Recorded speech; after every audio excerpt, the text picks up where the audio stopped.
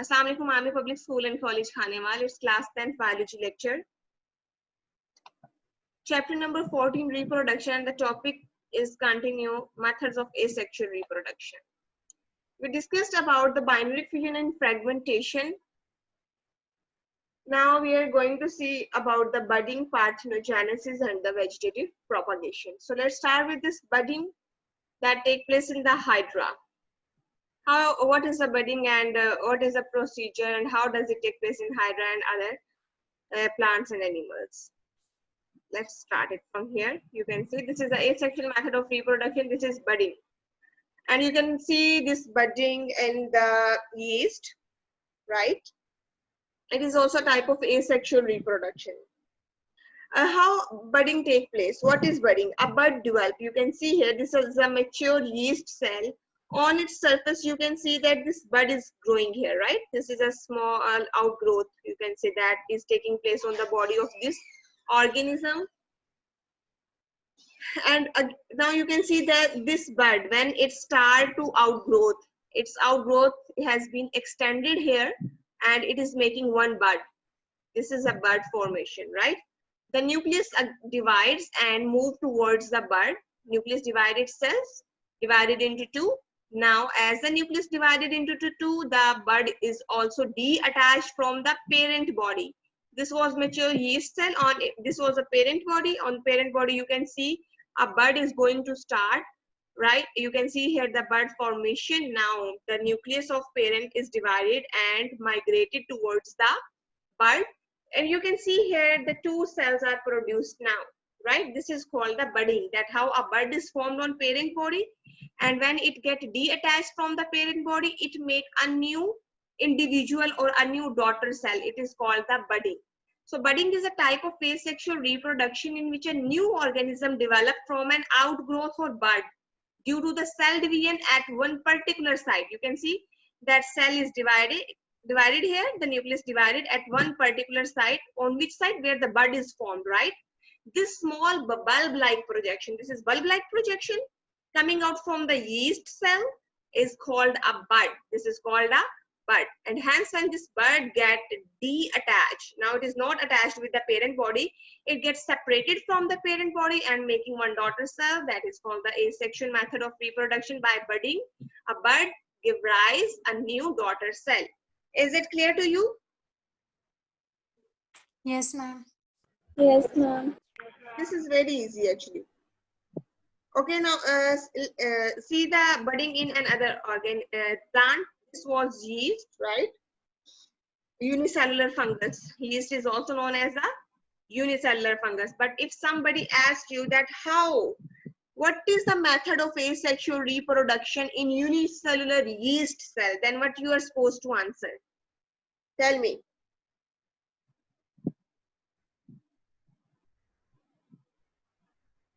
Yes, what the method we have discussed now? This is budding.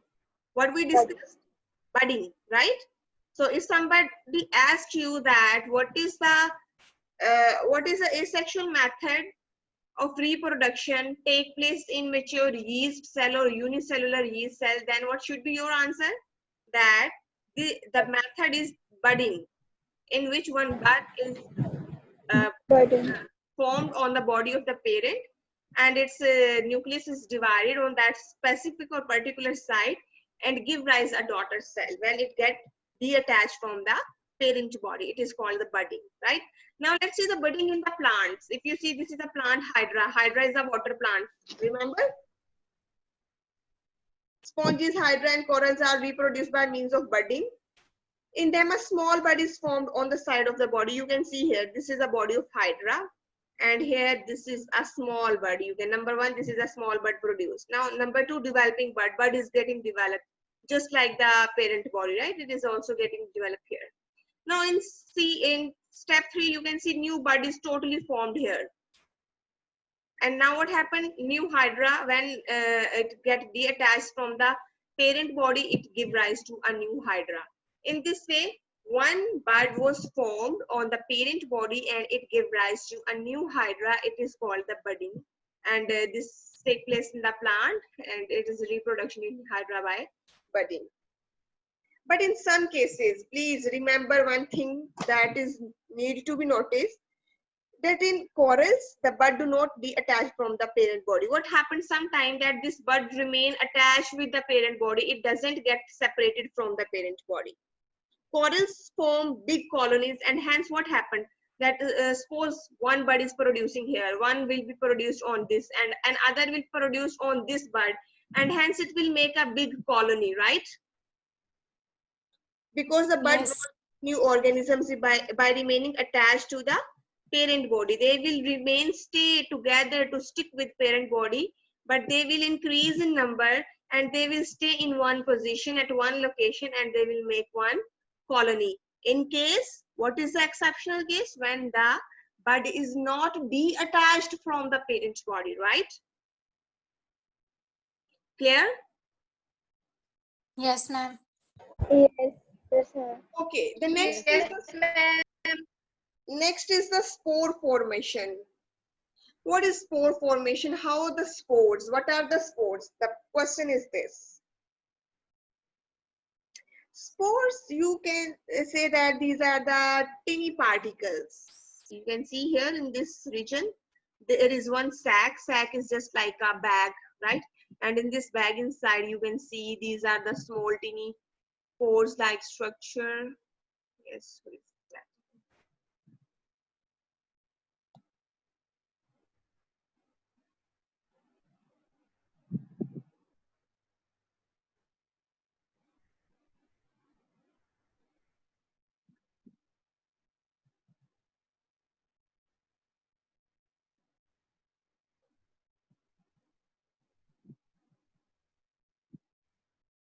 All right.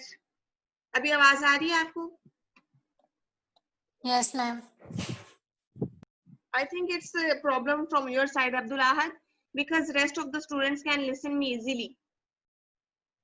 So for next class, try to get a good package, okay? Spore formation. Now let's see that what is the spore and where does it form and what kind of the asexual reproduction it is, right? You can see here rhizopus. This is a rhizopus. That is a fungi. You are well familiar with the fungi.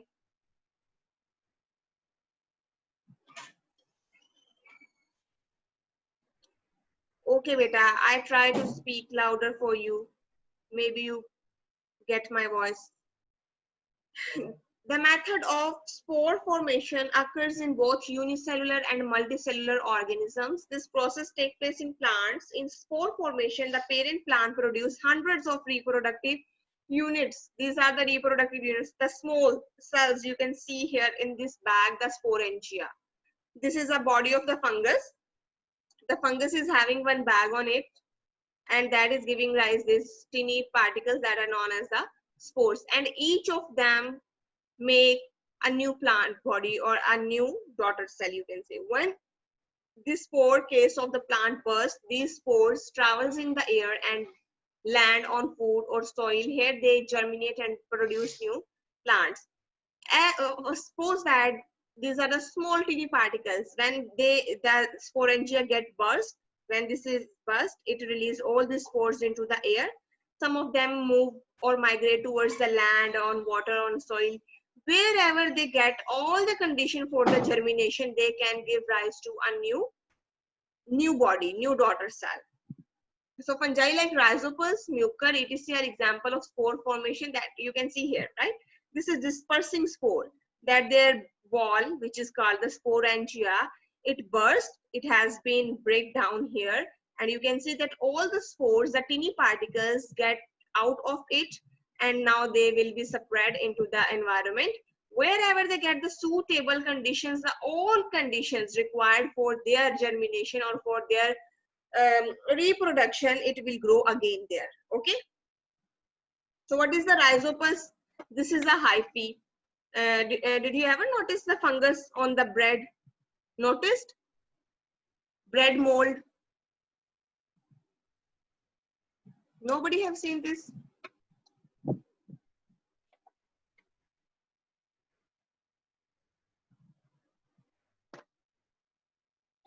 Anybody noticed about the fungus that ma'am पहले आप The bread, yes, you notice that there are tiny small hair-like structure. You can see there the thread-like structures. That threads are woven with each other. They are making this hyphae. Just imagine that this is the hyphae. On that hyphae, you can see these are the sporangia, and sporangia are having these spores on it.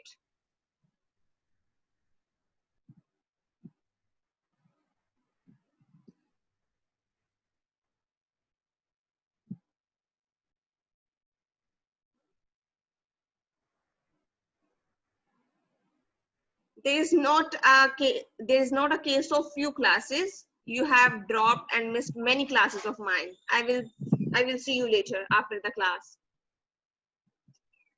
Okay, for this purpose, please see on the book you are having rhizopus here. Rhizopus reaches reproductive age. Its body cells form thick walled spore sacs called the sporangia. You can see this is the body, right? The hyphae.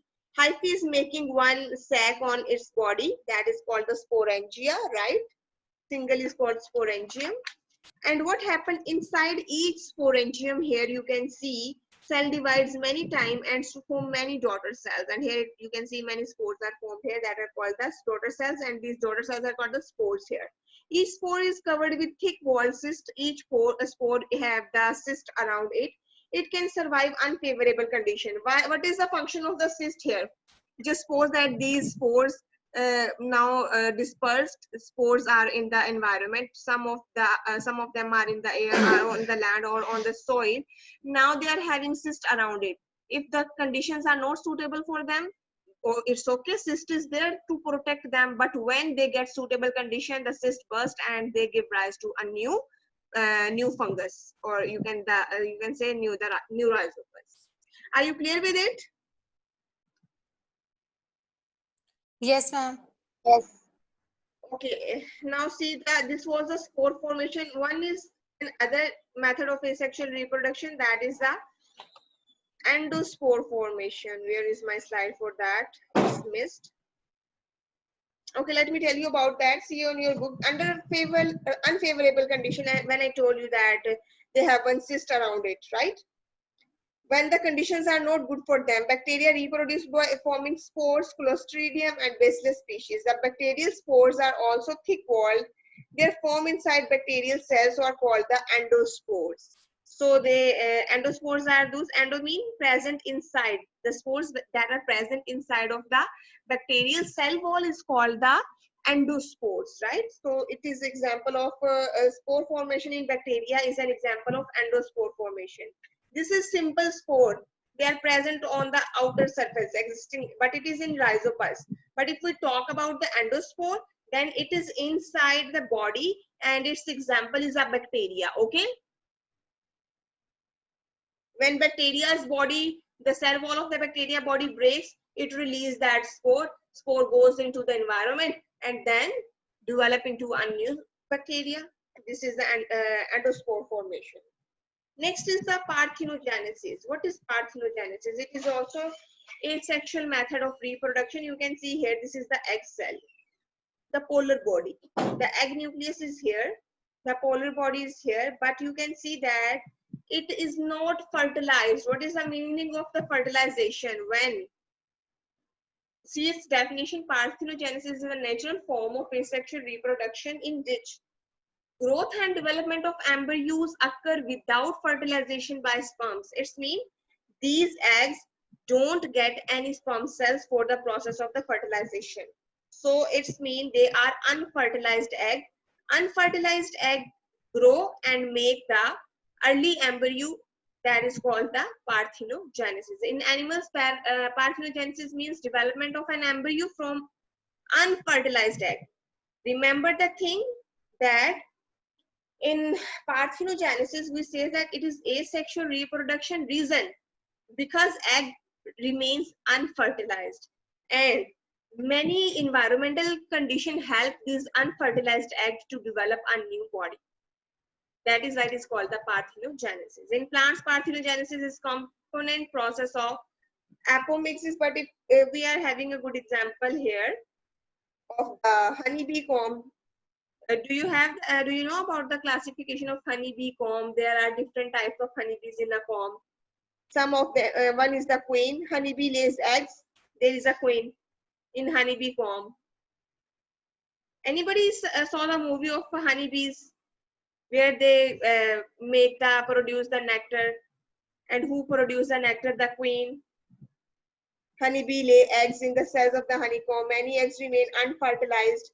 Some of the honeybees don't are not fertilized. They are unfertilized. And what they do for the work? They just gather or collect the nectar in the honeycomb, right? By parthenogenesis. At the same time, some eggs are fertilized by the male bees, and these develop into the diploid females, new queen, and the worker bees. Those who are unfertilized, they are called the drones. They are also known as the nikhatu. They don't do any work. Okay.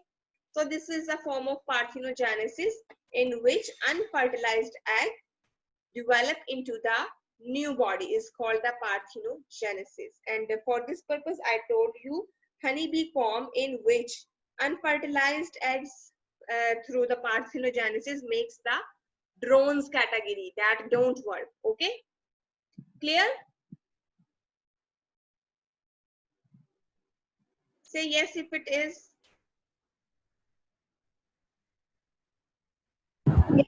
Yes, ma'am. Yes, ma'am. Next is the natural vegetative propagation. What are the vegetative parts of the plants? The parts of the plants other than the flowers are called the vegetative parts. It includes the roots, the stem, the leaves. These all are the vegetative parts. And what are the reproductive part? The flower is called the reproductive part of the plant. So let's see how the reproduction take place through the leaves of the plants, through the stem of the plants, and through the roots of the plants. How these three structures are helping to reproduce by a mean of natural means vegetative parts propagation from which the new individuals are formed. Occur when an auxiliary bud grows into a lateral shoot and develops into its own roots. Plant structure allowing natural vegetative propagation include bulbs, rhizomes, stolon, and tubers. You can see here that by means of these vegetative parts, they can make such structure. Some are making stolon, bulbs, combs, tuber, roots in different, uh, you can say in different plants, and making different, from bulb, onion is produced. From comb, colocasia, ginger is produced. From potato, potato also make one tuber on its surface and it gives rise a new potato. Radish, radish roots grow and make the new radish, right? How the radish is formed, potato, colocasia, onion. Let's see one by one these all. If we talk about the natural vegetative propagation by bud formation, in which the bulbs, sorry, not bud, it's bulbs.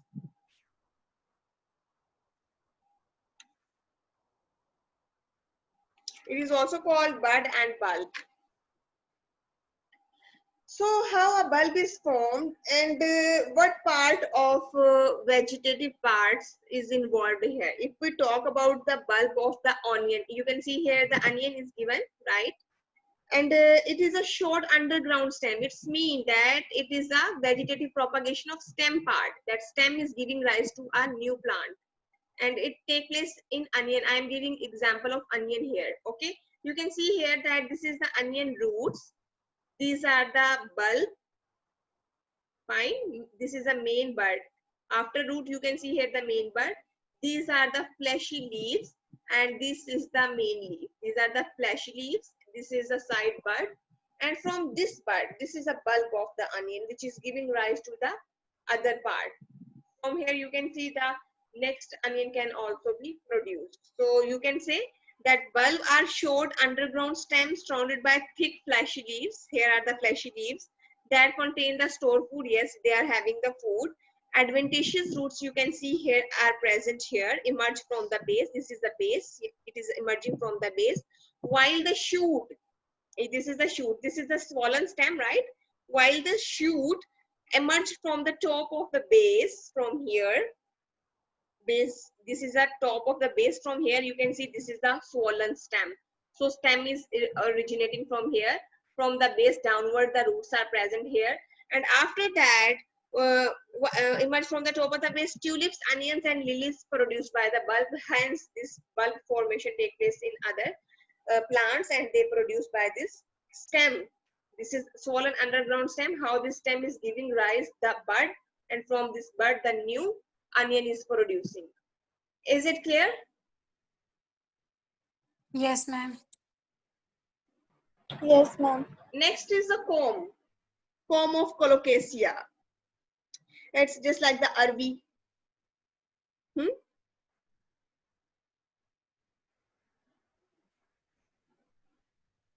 Have you eaten arvi? The combs, they are reproduced by the combs of colocasia. You can see here. This is the structure given: combs, waters, chestnut, and cockaigne. Thick, short, underground. They are also having the stem. Their stem give rise to a new body. With food reserve, there the food is also obviously they have having the stored food. Protected by dry scale leaves, new comb grows on the top of the old comb. You can see here the round structure. The combs are given here. These are the nodes. Buds are present here. Old comb. This is the comb part. Okay. So basically, one rounded part is present here, that is called the comb. This comb is present on the stem, and it is giving rise to another comb. When the other comb is formed, it's mean when another individual is forming here, right? For this purpose, I don't have another diagram, but you can see it in your book. There is a good diagram. You can see the structure of the comb given there. The adventitious roots are present below, and they are giving rise to the comb, and the comb are helping to make new colocasia. They are also having the scale leaves. The nodes are present. You can see here the nodes. The linings on the surface are called the nodes that are present here. They are having the, this is the outer leaf is present here. The roots, roots are present over here. This is the shoot. Shoot is this basic part. Stems swollen with the food reserve. It is also having the food. But this is the comb part from which the new plant is formed.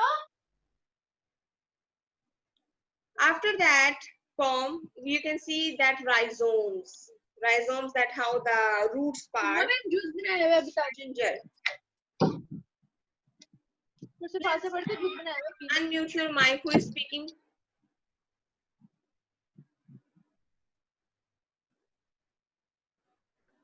Natural vegetative reproduction by rhizomes. You can see canna, lang, and ginger. If you see the ginger is a.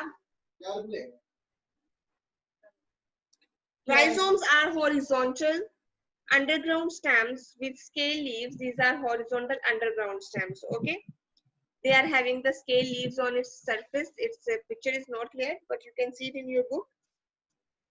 They are in large proportion called the nodes on the rhizomes. They are also having nodes that are lining. You can see here, these are the lining like structure. That is called the nodes are present on here.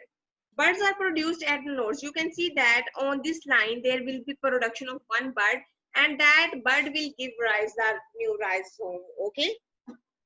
The buds present on the upper surface of the rhizome give rise to the shoot, and the lower surface of the rhizome produces the roots, adventitious roots. Ginger ferns are the example of this rhizome. So basically, you can see here, this is the underground stem. Stem is its structure. It is giving rise the leaf bud, where the bud is formed on these lines that are called the nodes. Nodes are giving rise to the buds. From the bud, the new plant is produced, and they are also having the adventitious roots on its lower side, and they also store the food in it. Next to it is the, you can see again here the rhizome with a good diagram. This is the stem, underground stem. Fine. This is offshoot, that is above the ground, but this is, we said, underground stem. Rhizome is. It is also having roots here. On its surface, there are certain linings that give rise to one bud. The bud gives rise to another plant body. Fine. Modified stem that grows horizontally under the soil. New plants are produced at nodes along the stem. Long grasses, ferns, and irises reproduced by the rhizomes. Next is the natural vegetative propagation by the stem tuber. You can see here, this is the stem tubers. This is also underground stem. You know that where are the potatoes? They are underground, the buried, present in the soil. Yes. Yes. Yes. So we say that they are also underground stem. This part is called the stem. So is the potato a root or a stem? It's a stem. Okay. So you can see here the eye-like structure present on it. This eye is present. That is called the bud of this. So bud is present in the form of eye. From this part, the new potato is formed. This is called a germinating bud. You can see here, scar of scale leaf. Leaf will rises from here. This is eye. Now germinating eye, but you can see that it is giving to its new stem. It is making the new stem, and hence new potato will be formed with this parent potato.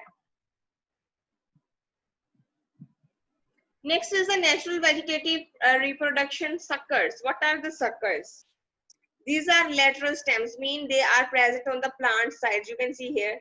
These are the sucker. This is the main plant body, and they are present on the sides. That is why they are called the sucker present on the late. You can say that these are the lateral on the side stem. Okay?